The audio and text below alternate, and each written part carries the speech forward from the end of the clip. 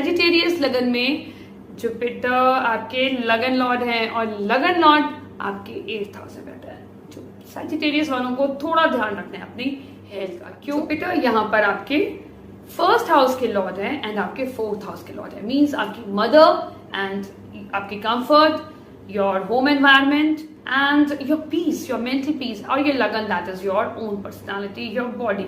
अब वो अष्टम में आ गई तो that is a negative thing, और वो भी एग्जॉल्टेड हो गई। तो आपकी लाइफ में जो भी चीजें होंगी ऑल ऑफ अ सडन होंगी। आप कोई भी काम करेंगे सडनली आपकी जिंदगी में ऐसी कुछ परिस्थितियां आ जाएं कि आप अपने घर से मूव ऑन कर जाएं। 8th हाउस को हम पॉजिटिव नहीं मानेंगे। आपको अपनी हेल्थ का बहुत ध्यान रखना है, सड़क पे चलते समय भी ध्यान रखना है। छोटी मोटी बीमारी कोई भी होती है उसको, छोटी मोटी बीमारी अगर आपको कोई पहले से लॉन्ग टर्म बीमारी चल रही है थोड़ा सीरियस ले लेंगे आप। अपना रेगुलर चेकअप कराएं, वो आपके लिए अच्छा है।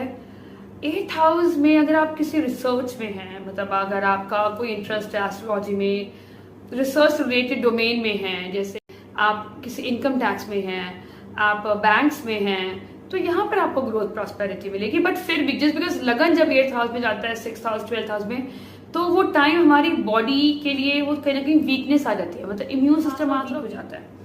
आपको इस टाइम पे अपना थोड़ा ध्यान रखना है, कहीं जाते समय भी ध्यान रखना है, ट्रैवल करते समय ध्यान रखना है, और अपनी ओवरऑल हेल्थ का तो आपने ध्यान रखना ही रखना है। Lot of changes in your mother's life also आप देखेंगे, आपकी मदर की लाइफ में भी बहुत सारे ट्रांसफॉर्मेशन आते हुए देखिए, वजह से कहीं ना कहीं आपका नेचर में कुछ ना कुछ चेंजेस आ सकते हैं। तो यहाँ पर आपको पीसफुल रहने के लिए, क्योंकि 8th हाउस साधनाओं का है, तो आप यहाँ पर जितनी साधना कर सकते हैं, भगवान से जुड़ने की कोशिश कर सकते हैं, उतना अच्छा है। क्योंकि यहाँ से जुपिटर ने दृष्टि किया आपके 12th हाउस को एंड आपके 4th हाउस को, तो यहाँ पर सैटर्न ऑलरेडी बैठा है आपके 4th हाउस में।